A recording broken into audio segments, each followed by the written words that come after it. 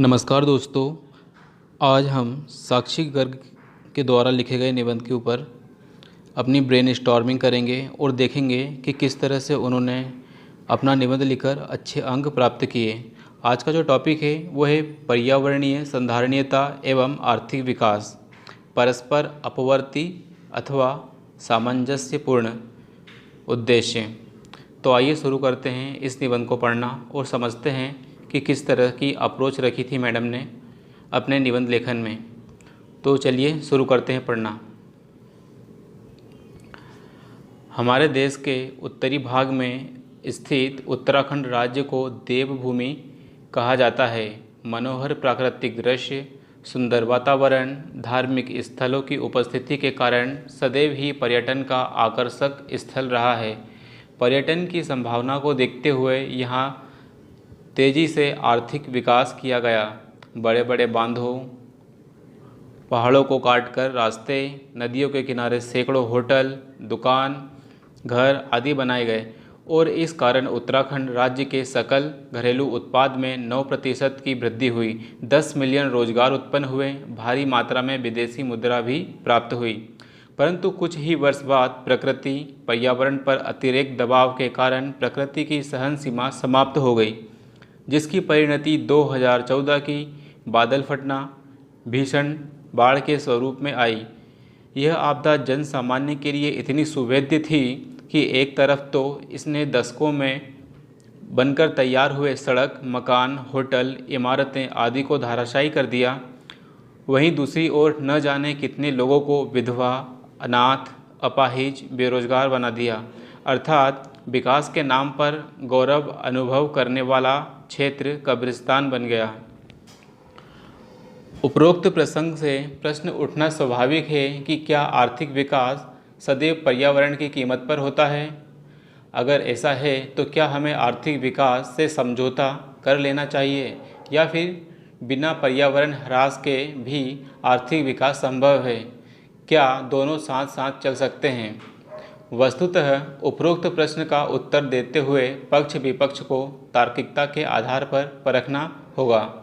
उपरोक्त प्रश्न का उत्तर देने से पहले यह जानने की आवश्यकता है कि आखिर पर्यावरणीय संधारणीयता क्या है।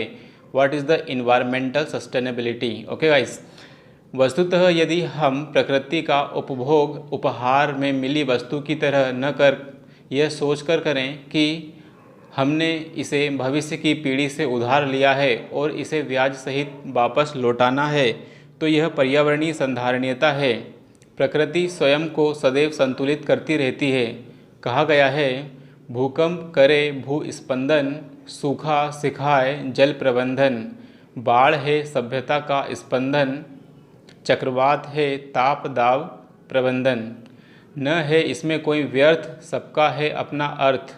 बस मनुष्य रहे तदर्थ, न होगा कभी कोई अनर्थ।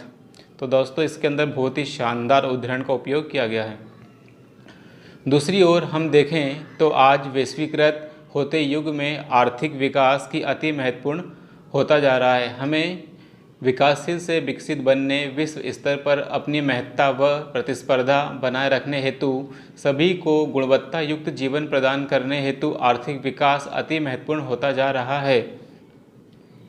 इसके लिए बड़े स्तर पर सड़क, पुल, बांध, इमारतें, कंक्रीट के मैदान, उद्योग, कल कारखाने आदि अवसंरचनाओं का निर्माण तो करना ही होगा। यद्यपि इन निर्माण कार्य से भूक्षरण, वन कटाव, वायु प्रदूषण, जल उपभोग आदि को भी बल मिलता है, जो कहीं न कहीं कालांतर में स्वयं मानव हेतु आपदा की सुगम्यता का कारक बन जाता है। कहा जाता है कि भूकंप नहीं, भवन लोगों को मारता है। वस्तुतः पर्यावरणीय संधारणीयता का पहलू आर्थिक विकास से अलग नहीं है, अपितु परस्पर अंतर संबंधित है। उदाहरण, यदि हम तेजी से वन कटाव करते हैं तो सूखा जैसी समस्या उत्पन्न होगी, जिससे बेरोजगारी, हिंसा को बढ़ावा मिलेगा, जो आर्थिक विकास को हतोत्साहित करेंगे। आज नदियों का मार्ग बाधित करने, किनारों पर घर बनाने, बड़े बांध बनाने के कारण हमारे देश का 40 मिलियन हेक्टेयर क्षेत्रफल बाढ़ से ग्रसित है और विश्व बैंक के आंकड़ों के अनुसार इस तरह की आपदाएं देश के आर्थिक विकास को 10 वर्ष पीछे ले जाती है। बड़ी बड़ी फैक्ट्रियों से तेजी से किया जा रहा प्रदूषण स्वास्थ्य क्षेत्र पर बोझ डालता है। मनुष्य की कार्य क्षमता प्रभावित होती है, जिससे वह अस्वस्थ शरीर के साथ अर्थव्यवस्था में योगदान करने के बजाय बोझ बन जाता है। इसके साथ ही असंधारणीय आर्थिक विकास वायु प्रदूषण की समस्या असहिष्णुता से भी जुड़ जाती है।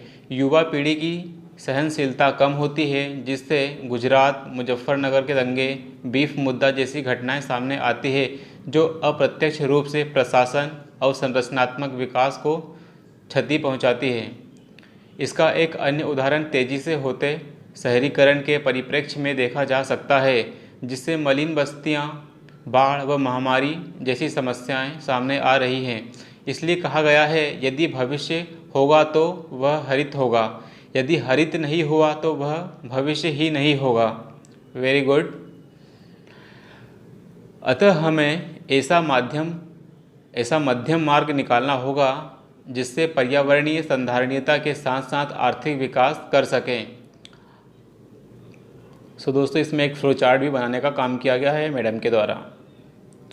उपरोक्त उद्देश्य की पूर्ति हेतु हमें अपने जनतंत्र, वायुतंत्र, मृदा तंत्र, अंतरिक्ष तंत्र सभी को ध्यान में रखना होगा। यदि वायुतंत्र की बात करें तो जब हम सड़क राजमार्ग निर्माण करें तो अवश्य रूप से किनारों पर पेड़ लगाएं, जिससे एक ओर अर्थव्यवस्था को गति मिलेगी, दूसरी ओर प्रदूषण, सड़क दुर्घटनाएं जैसी समस्याएं कम होगी। साथ ही वर्षण, जल संभरण को भी बल मिलेगा। जैव विविधता सुरक्षा, खाद्य सुरक्षा व रोजगार सुरक्षा की प्राप्ति की जा सकेगी। वाहनों में इलेक्ट्रिकल व्हीकल सार्वजनिक परिवहन को बल प्रदान करें। साथ ही भारत सरकार की पंक्तियां लोगों को चलाओ, वाहनों को नहीं, इस परिप्रेक्ष्य में प्रासंगिक प्रतीत होती है। हरित उद्योगों का विकास किया जाना चाहिए। हरित प्रौद्योगिकी के इस्तेमाल हेतु टैक्स इंसेंटिव दिया जाए। साथ ही उद्योग उत्पाद को ग्रीन रेटिंग व टैग प्रदान किए जाए, जिससे जनता भी पर्यावरणीय मित्र उत्पादों मतलब इको फ्रेंडली प्रोडक्ट्स को वरीयता दे। जल तंत्र सुरक्षा हेतु शहरीकरण प्रक्रिया में पद स्थल को पारगम्य बनाया जाना चाहिए, मतलब जो फुट स्टेप्स हमारे जो हैं उनको पारगम्य बनाना चाहिए, जिससे वर्षा का जल भूमि में जाए।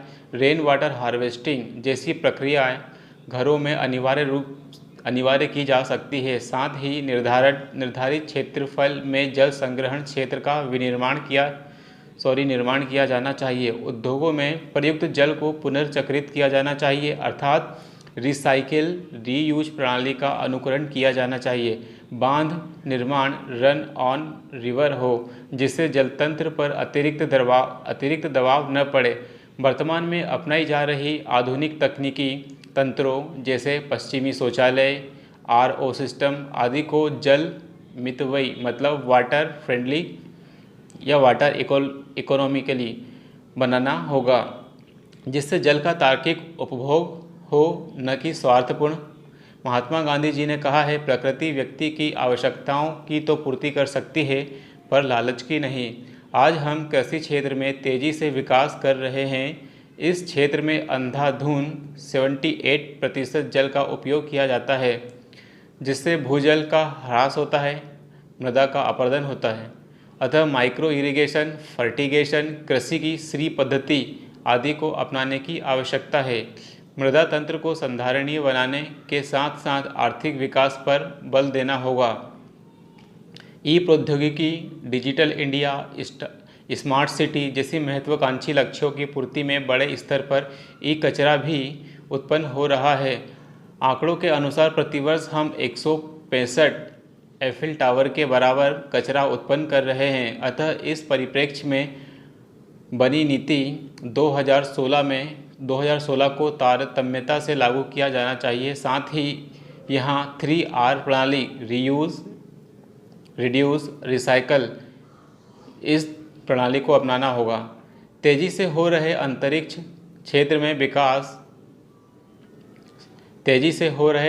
क्षेत्र में विकास से आर्थिक विकास को बल मिल रहा है। साथ ही कैसलर सिंड्रोम अर्थात अंतरिक्ष कचरे की समस्या का भी निदान आवश्यक है। इस संदर्भ में भारत द्वारा बनाया गया पुनः प्रयोजित यान RLV-TD जापान निर्मित थैटर सराहनीय प्रयास है। समुद्री क्षेत्र में तेजी से बढ़ते खनन, मत्स्यन और संरचनात्मक विकास के साथ साथ मैंग्रोव वनीकरण मीना कुमारी समिति की सिफारिशों को लागू किया जाना आदि प्रयास अपेक्षित हैं। वस्तुतः आर्थिक विकास व पर्यावरणीय संधारणीयता परस्पर पूरक है, एक के बिना दूसरा नहीं चल सकता।